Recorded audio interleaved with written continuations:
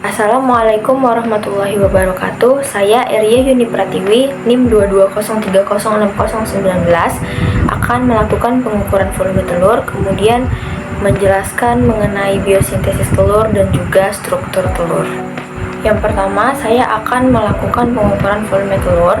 Alat dan bahan yang digunakan adalah, yang pertama adalah cangkir, kemudian mangkuk sebagai wadah, kemudian jarum suntik, kemudian ada 4 macam telur, diantaranya adalah telur ayam negeri,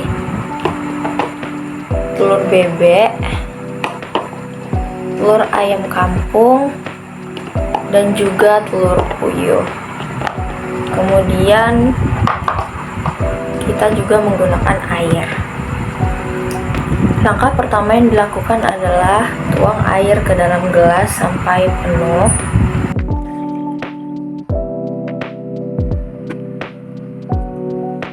Kemudian untuk mengetahui volume telur, kita memasukkan telur ke dalam cangkir yang berisi air, kemudian air yang jatuh ke dalam mangkuk itu akan kita ukur menggunakan jarum suntik. Yang pertama, saya akan memasukkan telur ayam negeri ke dalam cangkir. Kemudian air yang jatuh ke dalam mangkuk merupakan volume dari telur. Kita ambil menggunakan jarum suntik.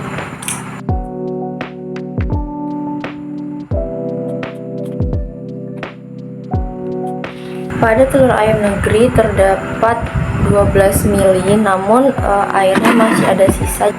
Yang kedua, kita juga mendapatkan 12 ml, ini masih ada sisa juga, maka akan kita ambil lagi.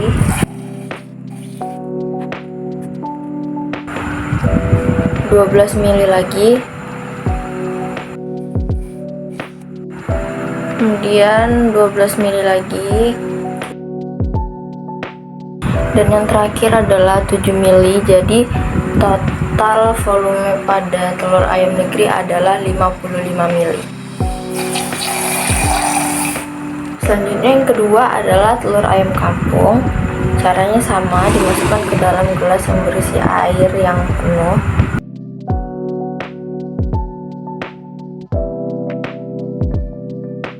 Untuk yang pertama kita mendapatkan 12 ml, kemudian airnya masih ada sisa, jadi akan kita ambil lagi.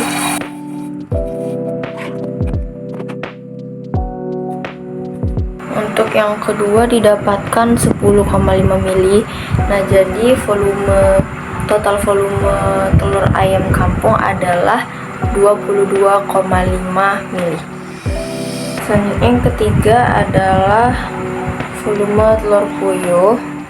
Caranya sama seperti yang lain, hanya sedikit air yang keluar.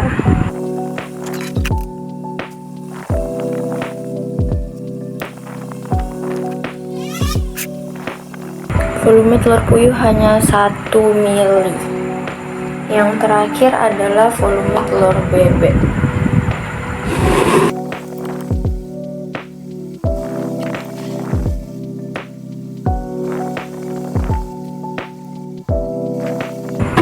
(12 ml). Yang kedua juga 12 ml. Yang ketiga juga 12 ml. Dan yang terakhir adalah 8 ml. Jadi total volume pada telur bebek adalah 44 ml. Selanjutnya saya akan menjelaskan mengenai biosintesis telur. Yang pertama adalah sintesis yolk. Nah, jadi yolk ini tersusun atas 50% air dan sisanya adalah protein dan lipid dengan perbandingan 1:2. Nah, lipid di dalam yolk ini berbentuk lipoprotein. Padatan yolk mengandung fosfoprotein yang disebut juga dengan fosfitin, lipoprotein, dan lipovitelin atau high density lipoprotein atau kolesterol baik maksudnya. Sedangkan karbohidrat yolk adalah polisakarida dalam bentuk manusia glukosamin. pembentukan atau sintesis komponen-komponen yolk atau yang disebut vitellogenesis berlangsung di dalam hati dan di bawah koordinasi dari hormon-hormon gonadotropin dan steroid. Proses pembentukan ovum dipengaruhi oleh kerjanya hormon-hormon gonadotropin yang diproduksi oleh kelenjar hipofisa anterior yang berpusat di hipotalamus. Hormon FSH atau follicle stimulating hormone berperan dalam merangsang pembentukan folikel. Folikel yang sedang dalam masa perkembangan akan mengeluarkan estrogen. Estrogen yang dihasilkan oleh sel TK interna dan granulosa berfungsi untuk pembentukan yolk, albumin, dan cangkang telur. Sintesa hormon steroid terjadi di sel TK dan granulosa. Sel granulosa ini mengandung kolesterol. Nah, kolesterol ini memiliki peran yang penting dalam pembentukan hormon steroid atau hormon reproduksi. Kolesterol kemudian diubah menjadi pregnenolon, kemudian menjadi progesteron, lalu menjadi androstenedion yang berlangsung di sel TK, kemudian berubah menjadi testosteron, yang selanjutnya akan menjadi 17 beta estradiol, kemudian berubah menjadi hormon estron.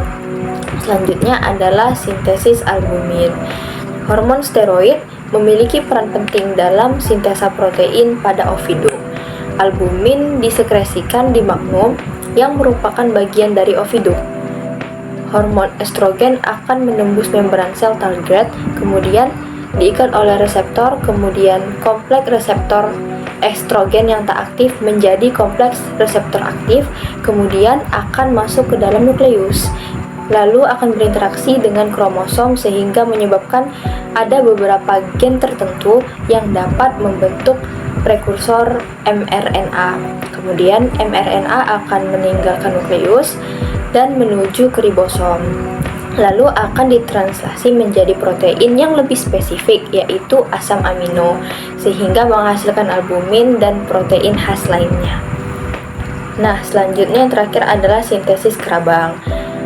Jadi hormon steroid memiliki peran yang penting juga dalam pembentukan kerabang telur. Pembentukan kerabang telur ini melalui proses yang kompleks yang ditandai dengan hormon ini meningkat secara periodik ketika dalam fase bertelur dan meningkatnya total kalsium plasma. Kalsium binding protein atau CABP telah diidentifikasi dari kelenjar kerabang dan diketahui bertindak sebagai transport kalsium. Kemudian sintesis CABP oleh kelenjar kerabang dikontrol oleh kehadiran vitamin D3 dan hormon steroid yaitu estrogen dan progesteron. Nah,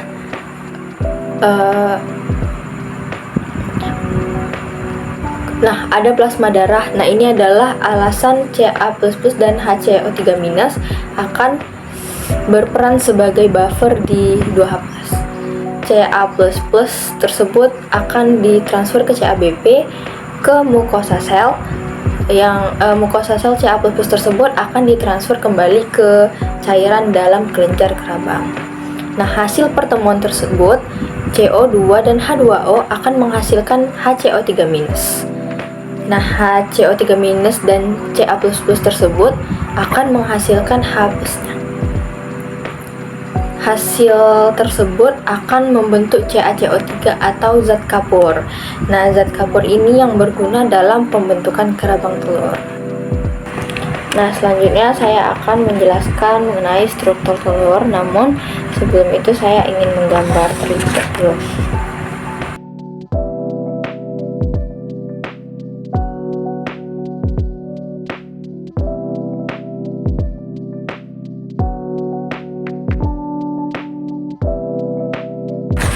Saya sudah selesai menggambar. Saya akan menjelaskan. Yang pertama adalah kerabang yang posisinya di bagian yang terluar ini. Fungsinya adalah untuk melindungi isi telur dari cedera fisik. Kemudian yang kedua adalah outer shell membran, ada di belakang atau setelah kerabang. Fungsinya adalah untuk memberikan lapisan pelindung tambahan di bawah kerabang untuk mencegah penetrasi bakteri ke dalam telur. Yang selanjutnya yang ketiga adalah ini ada inner cell membrane, posisinya di belakang outer cell membrane atau setelah outer cell membrane. Fungsinya adalah untuk memberikan perlindungan tambahan untuk isi telur. Yang keempat adalah chalaza. Ini adalah chalaza. Fungsinya adalah untuk mengikat kuning telur ke pusat telur. Selanjutnya yang kelima ada albumen cair. Nah, albumen cair ini posisinya di pinggir sini. Ini adalah albumen cair. Fungsinya untuk tempat bagi embrio untuk berkembang. Yang keenam ada albumen kental, posisinya yang di tengah-tengah ini semua ini ada albumen kental. Fungsinya untuk melindungi telur dari kejutan fisik. Yang ketujuh ada membran vitellin. Membran vitellin ini di bagian pinggir ini fungsinya untuk memisahkan kuning telur dari putih telur. Nah, yang kedelapan ada latebra. Ini latebra. Di dalam bagian bulat ini dia. Fungsinya sebagai sumber makanan awal bagi embrio. Yang kesembilan adalah discus germinalis, ini yang bulat kecil.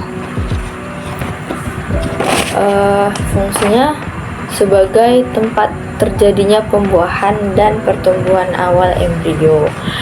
Kemudian yang ke-10 ada dark yolk layer, ini yang di luar di bagian huruf C. Fungsinya adalah untuk sebagai sumber zat gizi, karena dark yolk layer ini mengandung zat gizi untuk pertumbuhan embrio. Yang ke-11 adalah light yolk layer, ini yang di dalam. Fungsinya untuk sebagai sumber nutrisi bagi embrio, karena light yolk layer ini mengandung nutrisi. Yang ke-12 adalah lapisan chalaziferous, yang ini, yang di luar ini. Fungsinya adalah untuk menjaga chalaza agar tetap terhubung dengan pusat telur. Kemudian yang ke-13 ada chalaza, ini sama seperti yang nomor 4 nih. Kemudian yang ke-14 ada rongga udara. Fungsinya adalah sebagai sumber oksigen bagi embrio. Yang ke-15 ada kutikula yang bagian bawah untuk melindungi telur dari penetrasi bakteri. Selanjutnya saya akan menjelaskan mengenai organ reproduksi unggas betina. Sebelumnya saya akan menggambarkan terlebih dahulu.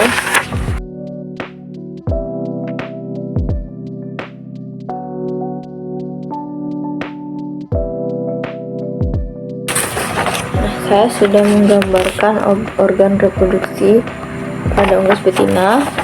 Yang pertama ini adalah ovari. Ovari ini fungsinya sebagai penghasil folikel. Bentuknya bulat-bulat kecil seperti anggur. Yang kedua adalah infundibulum. Ini merupakan infundibulum. Panjangnya kira-kira 9 cm. Nah, fungsinya itu untuk menangkap ovum atau yolk yang telah matang. Kemudian yang ketiga adalah magnum. Magnum ini merupakan bagian terpanjang ovidum. Panjangnya mencapai 33 cm. Fungsinya sebagai tempat sintesis dan sekresi albumin. Selanjutnya yang keempat adalah isthmus. Isthmus ini bertugas untuk mensekresikan membran telur.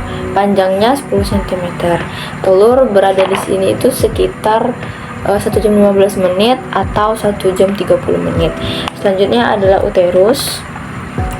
Panjangnya 10-12 cm. Uterus ini merupakan tempat terbentuknya kerabang telur. Telur itu di sini bisa sampai 18-21 jam karena proses pembentukan kerabang telur. Selanjutnya adalah vagina. Vagina ini panjangnya 12 cm.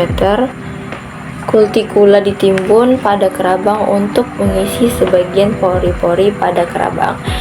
Nah, yang terakhir adalah kloaka. Kloaka ini letaknya paling ujung dan merupakan tempat dikeluarkannya telur.